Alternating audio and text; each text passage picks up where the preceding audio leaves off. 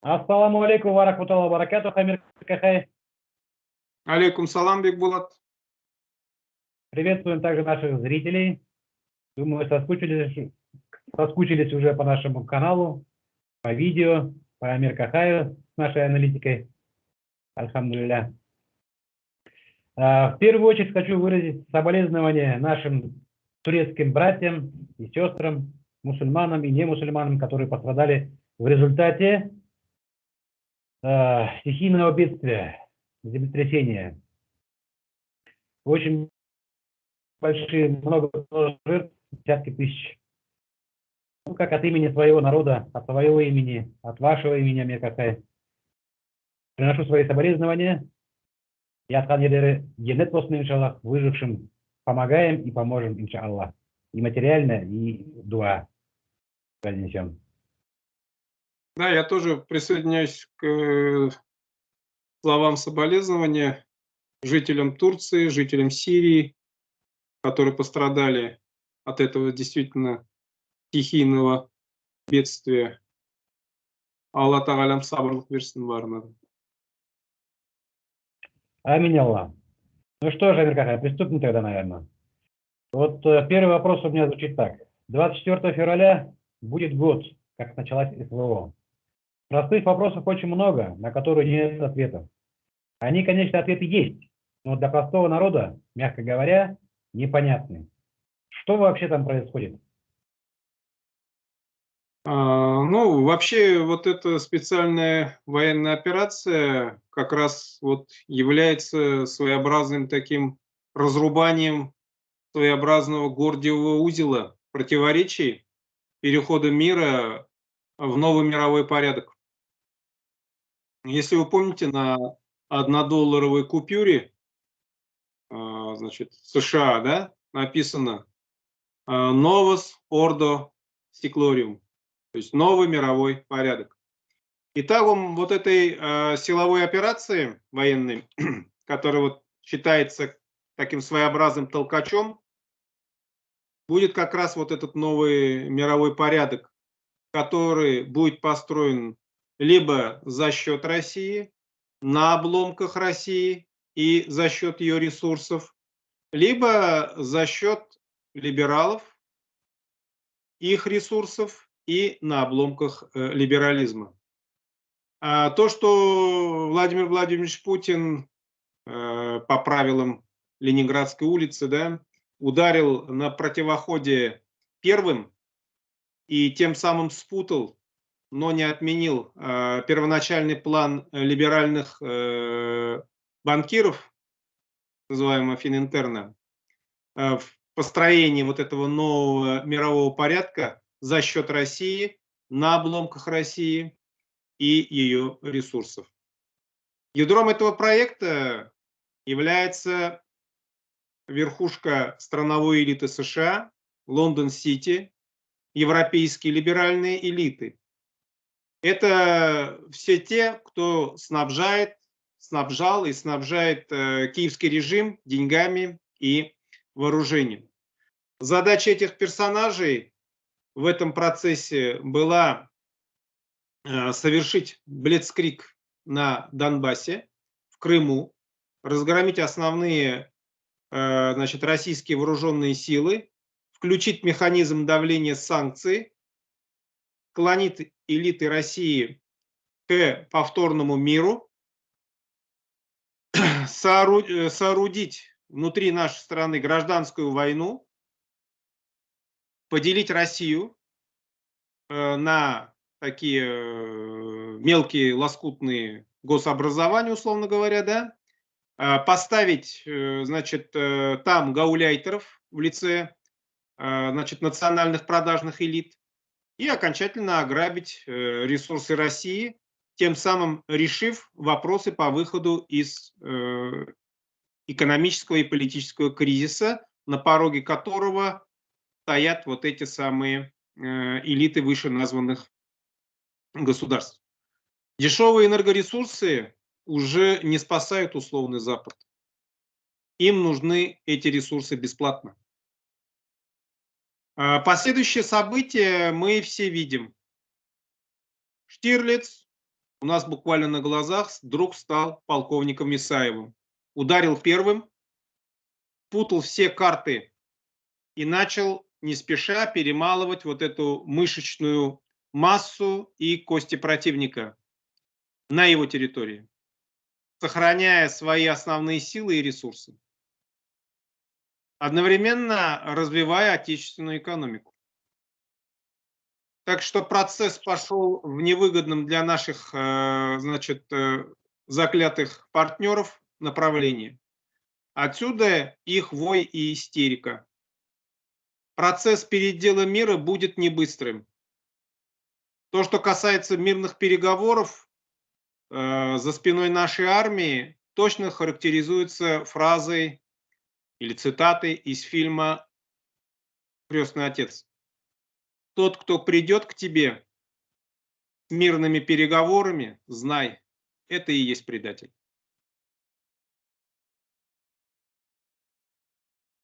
Да, категорически с вами согласен. По подсчетам даже экономистов западных, на территории России 200 триллионов долларов богатства лежит. Вот я думаю, что эти 200 триллионами пытаются продлить агонию свою. Но я думаю, что это у них не получится. Что ж, перейдем тогда ко второму вопросу, который, в принципе, почти продолжение первого вопроса. Про Израиль. Все чаще в последнее время активизируется Израиль. Вроде напрямую не участвует, но постоянно присутствует в повестке дня. То Иран бомбит, то к Путину заглядывает, то в Киеве появляется. Какую роль Израиля вы видите в этом процессе? Они основные игроки или просто локально решают свои задачи по извлечению своей выгоды, гешефта? Ну, Израиль, вернее, точнее, одна из ветвей древа Израилева, да, вот, так называемые Брайан-Бриты, сыны Завета, играет основную роль в процессе перехода мира в новый мировой порядок. Они являются бенефициарами Лондон-Сити, Брит-Ания, земля Завета, и перехода вот в этот новый валютный мир. Их конечная цель – решить задачи перехода в новый валютный мир и новый мировой порядок за счет России и на обломках России. В рамках реализации своих замыслов, провокаций против Ирана, попытки Азербайджана совместно с Турцией захватить Лачинский коридор, после чего мы бы увидели еще один конфликт между Ираном и Турцией с последующим ударом по Израилю. Напомню, именно Генри Киссинджер, фронтмен вот этих самых бнай-бритов, засветил этот план в 2011 году, объявив, что государство Израиль не будет в течение 10 лет. Именно они, авторы войны на территории Украины, для расчистки территории от местного населения, для создания нового еврейского государства Крым плюс земли Новороссии. Но, как говорится, гладко бывает на бумаге. Вот поэтому вооруженные силы России не спеша перемалывают силы противника и двигаются не так быстро, как хотелось бы некоторым, в частности Израилю. Вот поэтому они и торопят Путина быстрее продвигаться на Запад. Об этом постоянно с самого начала СВО твердил и продолжает твердить Яков Кедми. Процесс уничтожения Израиля, как мы видим, уже запущен, но сдерживается сионистами, еще одной ветви древа Израиля, которые в том числе, кстати, живут очень большой внушительной диаспорой и в Иране. Потому что Новороссия, территория исхода, так называемая условная Новая Хазария, для исхода еще не готова. Проект, который был задуман мировыми элитами. Лондон-Сити еще старается оставить Турцию в нем, имеется в этом проекте, да, занижая последствия катастрофы. Но масштабные жертвы и мощный удар по и так нестабильной экономике Турции сильно снижает ее ресурсные возможности. Благодаря этому происшествию у Турции появился шанс не входить в приготовленную для нее ловушку. Весь мусульманский мир после сжигания священного Корана на государственном уровне ясно увидел, где наш истинный враг. Война все больше приобретает черты религиозной войны судного дня. Верующие против сатанистов. Месть Всевышнего будет неотвратимой. Так что глобальный план под названием «Новая Хазария» практически становится невыполнимым. Это не значит, что адепты бнайбритов не будут свой концептуальный план продолжать, каких бы жертв этого не стоило бы, да? Вот если коротко и простыми словами сказать о месте Израиля в рамках СВО, то я сказал. Понятно, спасибо. А вот мне, может, немножко не в тему, но спрошу. В последнее время вот муссируется слух, я даже сказал, это не слух. Вот министр иностранных дел Турции, к примеру, высказал мнение, что ли, даже, о том, что землетрясения были вызваны искусственно, американским оружием. Правда ли это? Как вы прокомментируете это? Ну, это, знаете, мне что напоминает? Это мне напоминает действия американской страновой элиты начала 80-х годов, когда... Звездные войны. Да, когда муссировались вот эти, значит, в средствах массовой информации тема СОИ, стратегической оборонной инициативы, которая получила, ну, такое более, так скажем, известное название, как «Звездные войны». В реальности мы с вами увидели, что, ну, там по этой самой доктрине якобы, значит, американские, так скажем, вооруженные силы космические могли бы наносить удар с космоса. На что они способны, мы с вами увидели на примере недавнего вот инцидента в воздушном пространстве США с китайским зондом, который не могли в течение там недели, по-моему, сбить. Вот. Поэтому понятно, что это такая своеобразная попытка, так скажем, повысить ставки вот в этой международной, условно говоря, игре, да. Причем это, так скажем, эта информация, вот этот как бы вброс идет не сколько в направлении Турции, сколько в направлении России. А в частности, так скажем, это такой привет Владимиру Владимировичу Путину, да, в рамках вот торга вокруг там тех вот этих последних событий. То есть попытка, так скажем, показать, что якобы у Штатов есть климатическое оружие. Но это, я думаю, это фейк. И на него никто уже не ведется. Получается блеф такой, как в карточной игре. Ну, пытаются, да, блефовать во время вот такой очень плохой игры, условно говоря. Пытаются повысить ставки. Ну, партнеры, условно говоря, понимают, что стоит на кону, поэтому пытаются таким образом произвести, так скажем, давление. Но я по реакции нашего руководства вижу, что не больно на это ведутся. Понимать, что у них таких возможностей, я имею в виду, у Штатов нету. Это больше, так скажем, вбросы такие. Понятно. Ну что же, Амир Кахай, давайте тогда перейдем к нашу, ну, интересующую, вообще-то не только нагайскую общественность, но и, я уже думаю, повыше люди гораздо собрались.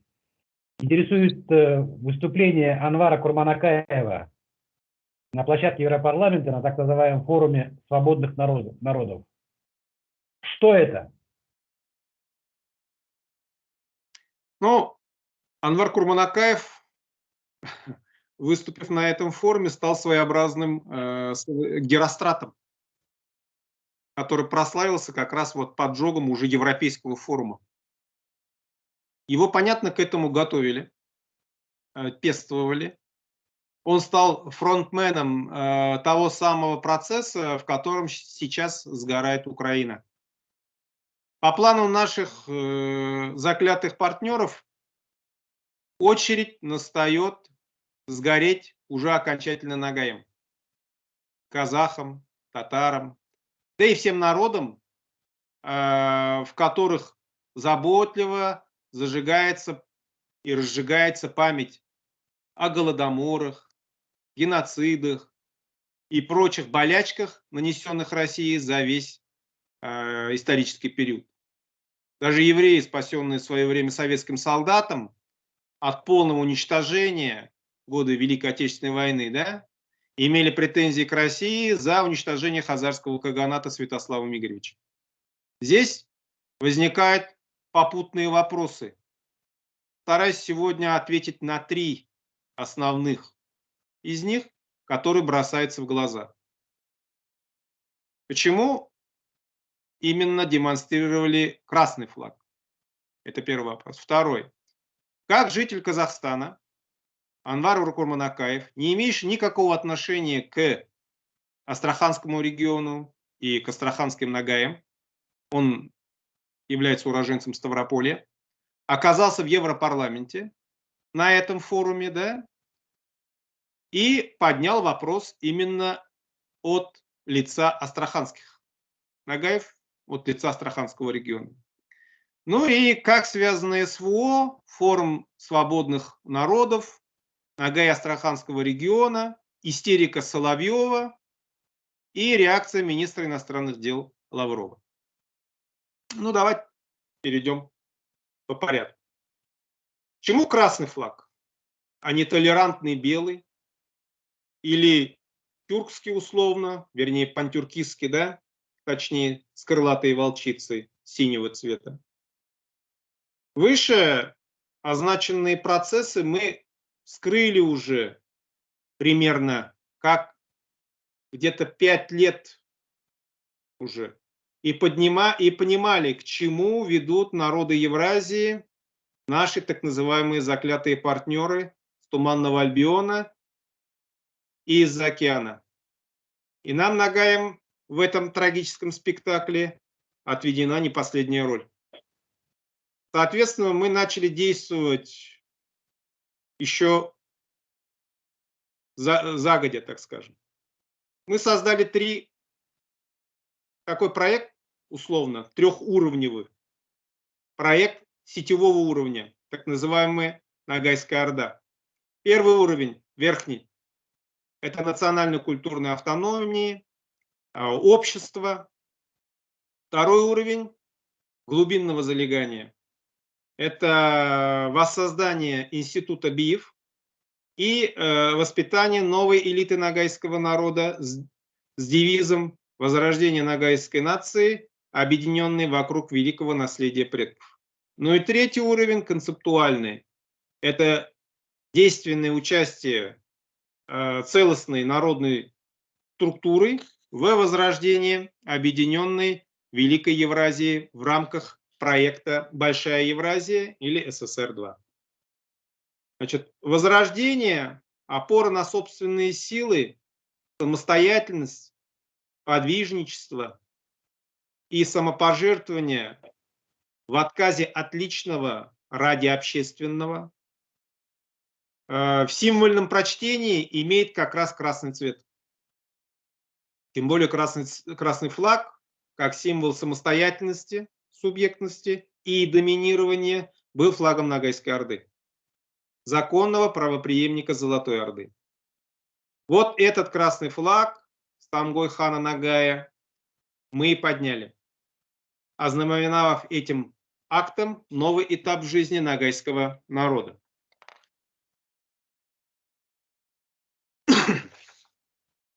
И вот когда современный Герострат Курманакаев поджег свой форум, мы были уже организованы и структурно готовы.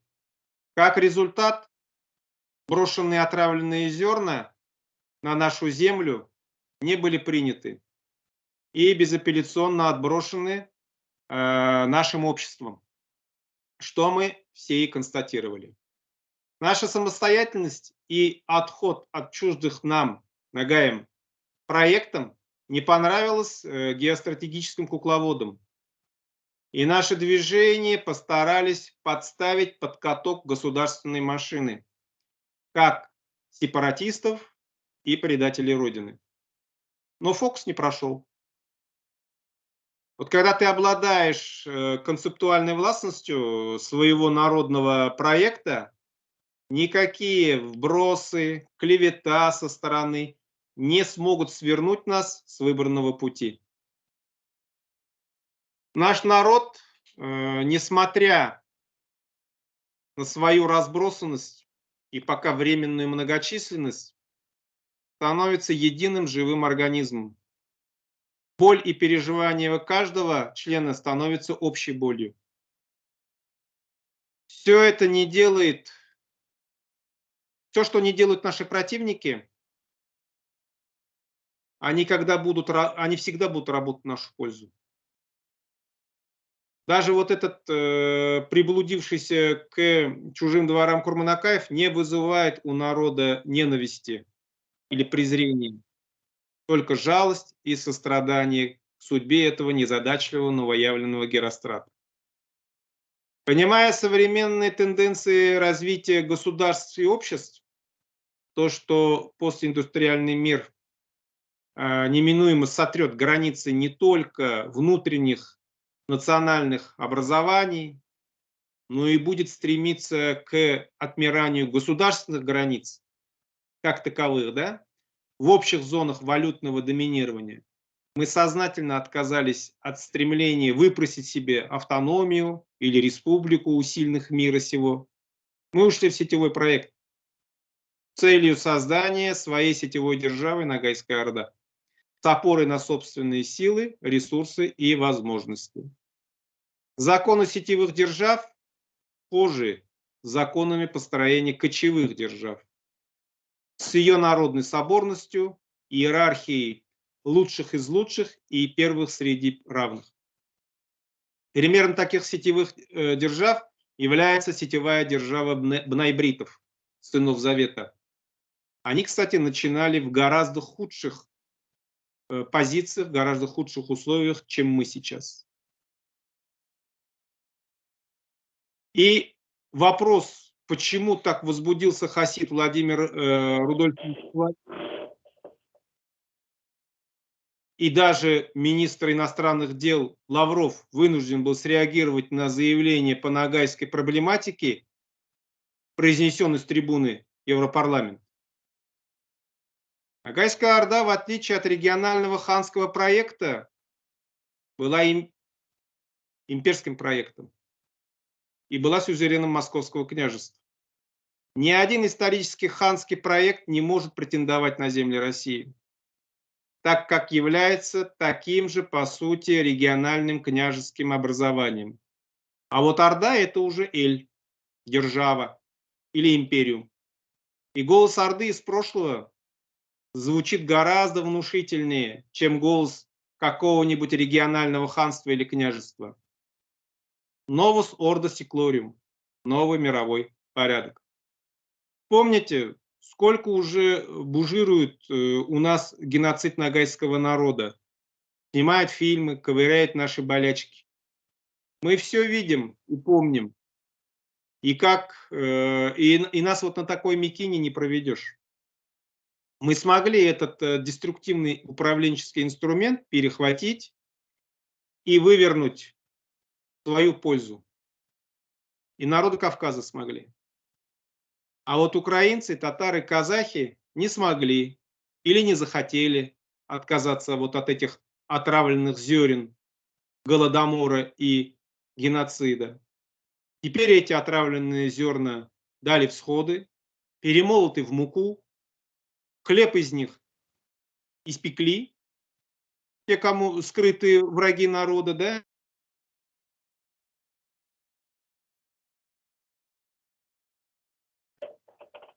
кому надо. Мы искренне переживаем за судьбу наших соседей, братских народов. Казахстана и Татарстана. Будьте бдительны. Эти бедоносцы нацелились на всех нас. Вот поэтому и напрягся Лавров, когда Хасид Соловьев решил, как в футболе, в пас подыграть ногайскому сепаратизму евросоюзного разлива. Теперь почему именно Астраханский регион оказался под прицелом? Все те же логистические маршруты Евразии, а именно шелковый путь из Драконов в Тевтон,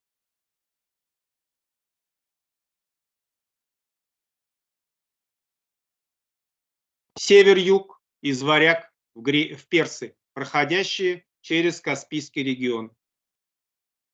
Связь с Ираном с выходом на сухопутный маршрут в Персидский залив. Как удобно с юга Турция, с востока и севера освободители из Афганистана на помощь угнетенным в кавычках народам, да? Если этот регион взорвать изнутри России, в этом случае окажется в очень тяжелом положении. Поэтому и стараются закулисные кукловоды достать из сундука историю ногайскую проблематику и бросить носителей ногайской идентичности в топку конфликта и окончательно похоронить при этом и нас, и все окружающие нас народы, а может и Россию в целом. Ставки в этой игре запредельно высоки. На кону власть в новом мировом мироустройстве. Novus Ordo Seclorum. Так получилось, что джокеры из колоды глобальных игроков в ногайском вопросе были нами заблаговременно вынуты и использованы в более для нас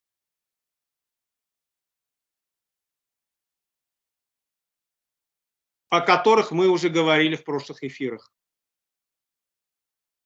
Одно могу сказать. Ногайский народ больше не будет таскать каштаны из огня для чужих проектов. Мы выбрали свой путь. Путь возрождения и созидания вместе со всеми народами Большой России и всей Евразии. И нас с этого пути не свернуть. Я знаю, что меня услышат не только друзья, единомышленники, но и наши заклятые партнеры.